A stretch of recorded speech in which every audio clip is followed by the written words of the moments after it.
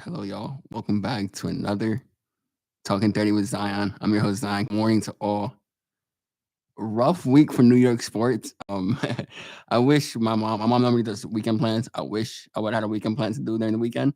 Sadly, I had to see the Giants lose, Yankees lose. Yankees lose twice. 0-2 in the worst fashion you could ever think about. UFC was the highlight of the weekend. You had a good fight card. That was really good to see. Knicks actually winning their preseason games in Dubai. So let's get into it. Let's address the elephant in the room. But before we talk about the Yankees, I just let's start with football first because the Yankees I'm gonna be here a good chunk of minutes on. First off, the Mets fired everybody. They fired hitting coach, pitching coach, bench coach, their base coach. I like it. I think they needed this clean overhaul. I think this is gonna be great for them, cleaning out everything. The rumor is that Manny Ramirez is looking for a hitting coach job. I wonder if the Dominican ties with Juan Soto, he lands the Mets job. It would surprise me because normally former players aren't really good hitting coaches. For example, A Rod when he was telling Volpe to hit like straight grounders, like that's not really the best advice for Volpe. Who when he swings at his best is a fly ball swinger, swinging going elevating up, not straight because Volpe's not a contact guy. So I will be curious to see if they do hire him, and then if they do, how is that gonna work? You know what I'm saying? His approach was so different back then. Different set of pitching, the gameplay, talent he played with. You don't have guys like Soto Lindor, so I think they'll pick it up quick. But I think he'll be a great teacher for guys like Francisco Alvarez, Brett Beatty. So I'm curious to see if they do hire him, which signs are pointing to that it's rumored. So I'm not gonna sit here and say he's gonna get hired or it's close. But if it is true, I wonder how that approach is gonna work. I think he'll bring a fresh voice though to Queens. I think it'll be great for Carlos Mendoza to have him in his corner, a former player who has a feel for the game. But that's all speculation, all stuff that I connect the dots to. Now talking about elephant in the room, the Yankees. 0-2. 0-2. Down in Toronto. I mean, it can't get any worse. Can't get any worse. Lost game one by 10-1, 11-1. Game two, you were losing 9-0. We're coming back, but your pitching was still letting up. One of the worst games. Luis Gil, he got rocked. Max Fried looked atrocious. Luke Weaver messed up game one. I mean, the Yankees can't hit with runners in scoring position. It's bad baseball being played. I don't like that it's being blamed on Cashman a lot and possibly Boone. Like, yeah, Boone, you making me scratch my head when you put in Luke Weaver, but it's like the team has to hit. Judge striking out with the bases loaded isn't ideal. Stanton has a 440 OPS in the postseason. He's Mr. October. He's supposed to be playoff G. He's not hitting. So you're always hurt. You can't play the field and you can't bat right now.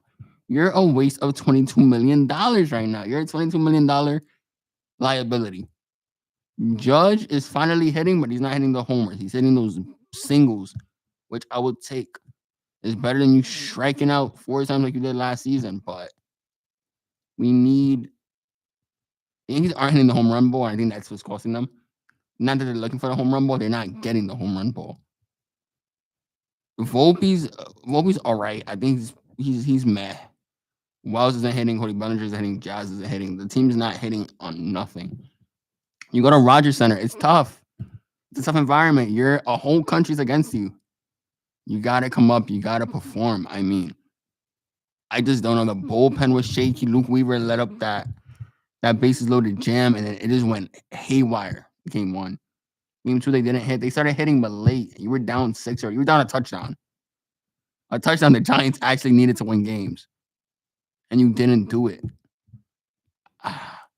The fan in me believes that they'll come back for the reason that game three, you have tonight Carlos Rodon. against Shane Bieber. Carlos Rodon could be many things to many people. I like him in this aspect. I think it's great. I wouldn't like Cam Shittler in this environment just because of the way of rookie, in that elimination sense and the ALDS against the Toronto offense. Boston was good because Boston doesn't have a juggernaut offense like that, but against the Blue Jays and how hot Vladdy is, I think it's good him taking this time. I like Shane Bieber versus Rodon just for the fact that we always hit Bieber. Always hit him. He throws low 90s because of his elbow. He's not he's a 3-pitch type of guy. He's not gonna go really far in length. Yankees' key to victory is gonna be getting to their bullpen early with a bullpen game to be determined tomorrow. You gotta win today. You're back at home in the Bronx, the jungle, the zoo, the concrete jungle. Come on. You're on 161st River Ave. You have to win. No way you just lay down flat at home and get eliminated like you did in 2022 and get swept. Gotta win it. You win it. You win it now. You win tomorrow. Win today. Tomorrow's a bullpen game against your rookie phenom, Cam. You win the bullpen game. You're on to a game 5, and it's Max Fried versus Kevin Gausman. If Max Fried could pitch, not even pitch like an ace, but pitch like a high 2, pitch semi decent. Don't let Toronto get hot that early. And Kevin Gausman is a lottery ticket. You don't know what he is until 7:37 first pitch. So if the Yankees play their numbers right and he's looking iffy, you hit him a couple times because you own him. Judge and everybody else owns him. This is what pisses me off. Gausman shouldn't have won game 1. You had him on the brinks of, you had him shook. Snyder went to the bullpen. Bases were loaded. You have to win that. They win game 5 on Gausman, already seeing him. It'll easily come back. Problem with the Yankees, they can't hit a splitter. Yee Savage had 11 strikeouts, and I think 7 of them were on splitters. They're so bad against the splitter. And my thing is, you have pitchers that throw it. And BP, what are you doing? You have a machine that throws a splitter, that mimics and gimmicks the pitching mechanics of them. It's like an AI machine. You're not using that? Like, come on. You have to use that. I have to know that splitter is being thrown. Moving on to that's my rant about the Yankees. I think they're not stealing. They're not playing fundamentally good baseball. Their mentality has to be go 1-0 tomorrow, go 1-0 today, 1-0 tomorrow, and then 1-0, Lord willing, Friday. On to football, the Jets. My God, that was such a bad game. They can't. Their defense is iffy. They can't play a solid. Their run game is good. They can't pass. That 4-1 that Justin Fields audibled and he high threw it and just threw it on a flat route made me scratch my head. I was completely shocked. Garrett Wilson is a good wide receiver. I don't think he's the one. I think he's a high 2, low 1. But they have no other playmakers on that team. Like, who's the next really good shot? Allen Lazard? He's not really getting reps like that. Like, it's who else is on that court? Yeah, they say that they're going to draft a quarterback. I don't think they're a quarterback away. There's so many pieces away. They need a good safety, a good another DB to pair up a sauce. They need a good wide receiver. Then they need a quarterback. They're like so many positions away. I just can't see that all being addressed in one draft and one free agency. Aaron Glenn is all about moral victories. I think he's not that great of a head coach. I do give him the benefit of the doubt and give him more time, but I just don't think it's something that we're gonna see him actually, be good. I think it's gonna be like he's gonna have the team like 6-10. That's gonna be his motto, and he's gonna get canned soon if they don't think this is a rebuild. I think they're rebuilding though, year 1. On to the Giants. Wow, I've never seen a team play that bad of a football game for a while. The Giants are bad, but the way they played, they get worse every week. They're like staggering down. And there's no up. They're so bad. Oh man, where do they even start? 5 turnovers. You don't win a game with 5 turnovers. Point blank simple. 5 turnovers. 3 were fumbles. 2 were picks. I don't blame Dart. This is not Jackson Dart's fault. Even though I think Dart could have played a way better game, I think that was a mid game from Dart. I don't blame him. I don't think he was the problem, but he wasn't the solution. Scatterable played okay. That fumble costed him, but it's all right. I mean, you did your thing. Darius Slayton, he's getting paid, I think, north of $16 million. He's like so inconsistent. Like he's Daniel Jones's buddy. He's not really a Giants player. He's so called the captain, but he's not the captain of nothing. He there is like a football, you're supposed to catch it and go down with it. You don't catch it and spin 180 degrees and then fumble it. That's not football. Football is you catch it and you go down. That's the game. In a moment like that, when you know that you have two linebackers coming to hit you, go down. You did a spin move trying to be cutesy, you fumbled it. It cost a Dart right there when he was in a groove, driving down, mowing down. You costed him.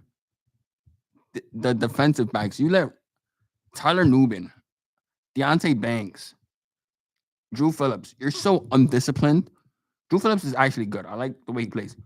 But okay, you could stop a wide receiver from getting 40 yards, but in penalties, you're giving up 80. So you're really counter doing what you normally are trying to do. You're trying to stop yardage. And you're doing that, but you're grabbing him by the jersey like this, and you're giving him a free 15. So it doesn't go in the stat sheet as you gave up 15 yards, but you're really giving up 15 yards. I mean, this is like you're not playing high IQ football. I think that's what the Giants lacking. IQ in the sense of a football game. They have no feel for the game. They don't know when they're gonna stop. They gave up long first downs, long second downs. The defensive line didn't get a sack, but even if they didn't get a sack, that's a game you should win against the 0-4 Saints. Spencer Rattler, he went and called your defense, quote unquote, in the pregame Monday. He said the defense is not good. You have no disguises. That's when you should have blitzed them. You should have played back. You should have played your best football. Make him eat his words. Instead, he got his first win of the season against you guys. His first win of the season. I think Brian Dable gets canned soon. It's his fault. 100% of the blame doesn't go on him. I blame it on Joe Schoen and his bad allocation of money. You paid Russ $10 million. You paid James Hudson 5.5. I can't even comprehend that those $15 million went to two players that are on the bench. Daniel Jones has a dead cap of $45 million. So he got that dead cap, for people who don't know, is that when you get cut and you have more money like in the rest of the years, it goes on the dead cap. So it's still there in the payroll. So his $45 million is still on the payroll, and this is the last year of the $45 million. You're paying a bunch of mid and a bunch of garbage. These players aren't worth that. And in a game that the cap is only going up, you have to spend it wisely. Look at the Patriots. The Patriots went out, got their guy, their franchise guy, and they paid a great allocation of money on defense and an offensive weapon is Stephon Diggs. And look how that paid out. They beat the 4-0 Buffalo Bills because of great coaching and great use of money. The Giants do neither nor. I think Shane Bowen needs to get fired. I think he does eventually get fired. Mike Kafka is going to go and get a head coaching job sooner or later. I do think Brian Dable goes back to being an offensive coordinator.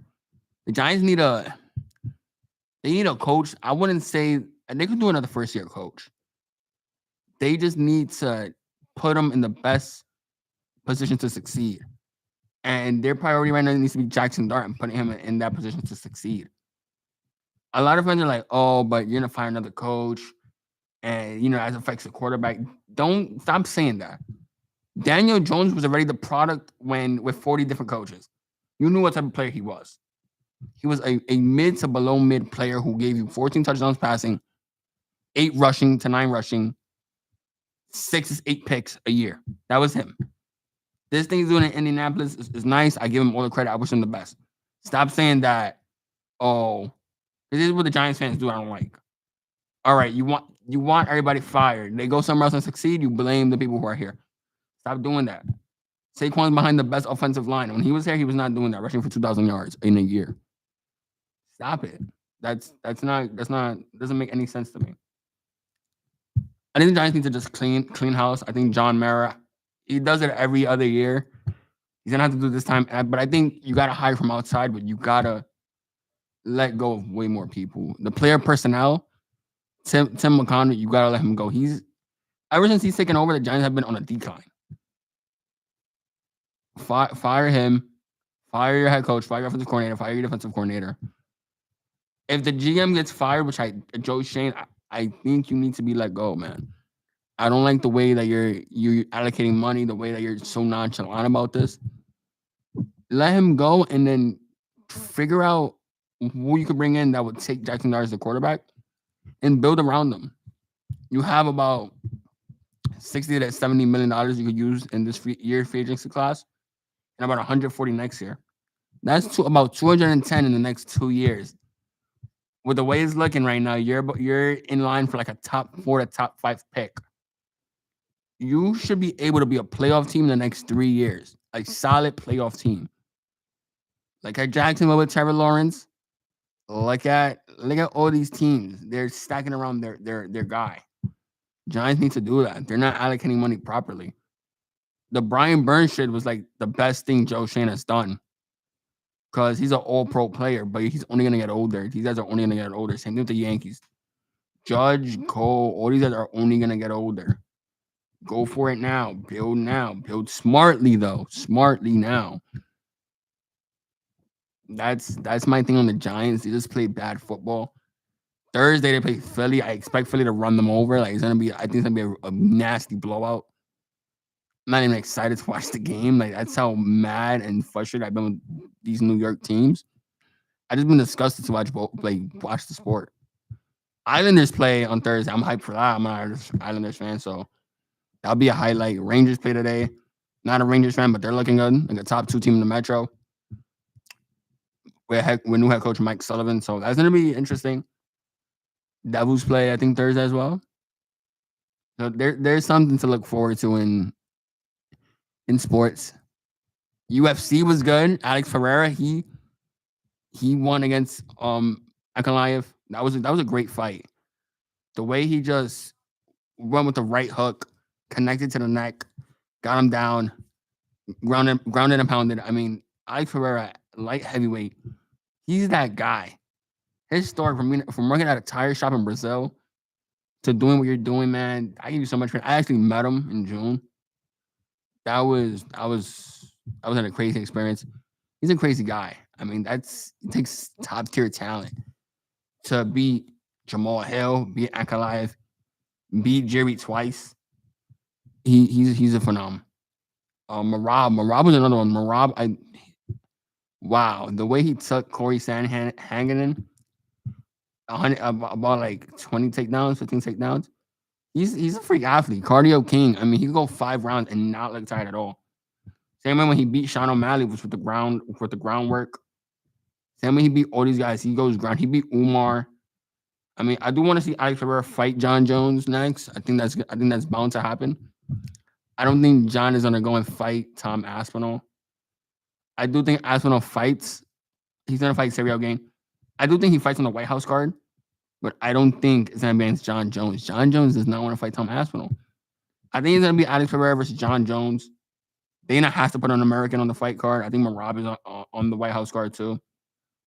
That's what he has to do because Tom Aspinall and John Jones, they just do this ducking and it's not gonna work. Like they just both don't want to fight each other.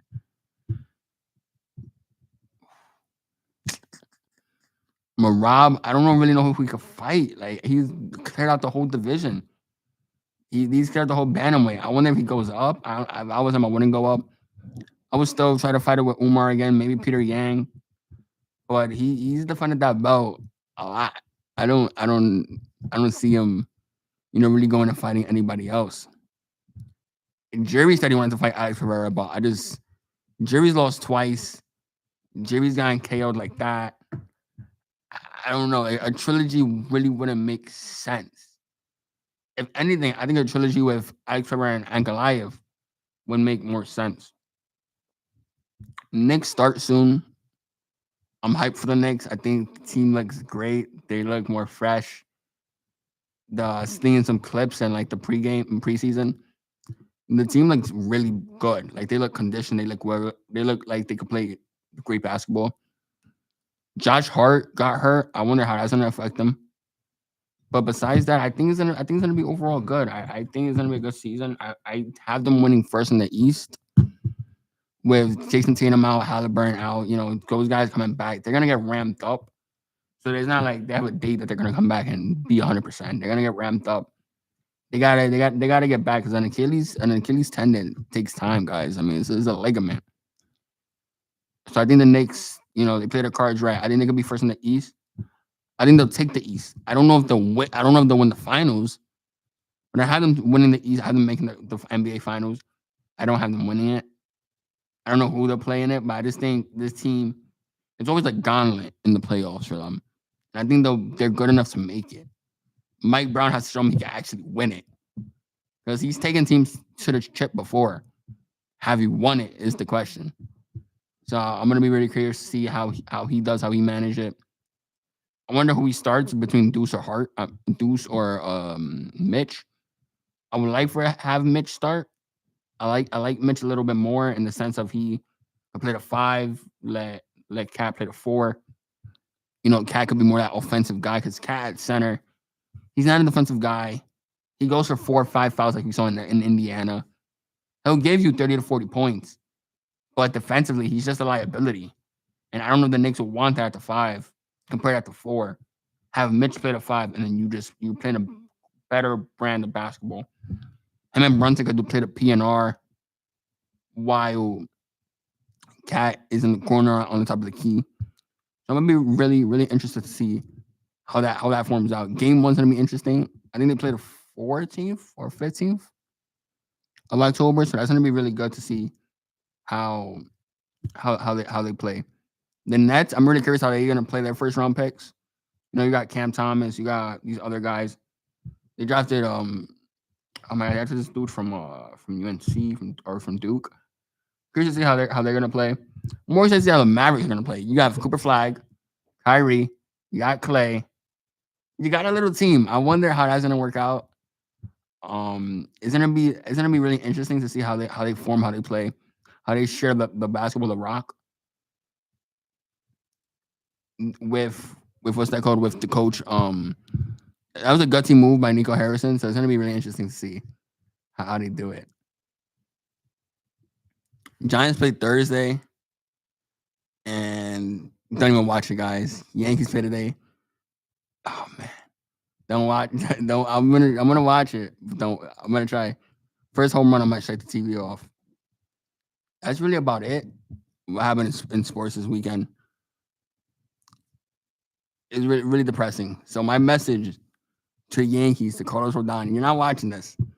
Just a message. Lock in today's do or die.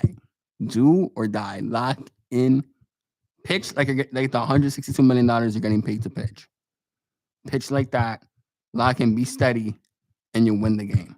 I believe the offense will wake up in New York. It's not that cold outside. It's real hot. I'm wearing shorts right now. It's not October winter yet. It's July weather. Lock in. Pitch good. Win today. Tomorrow's another day. Go one tomorrow.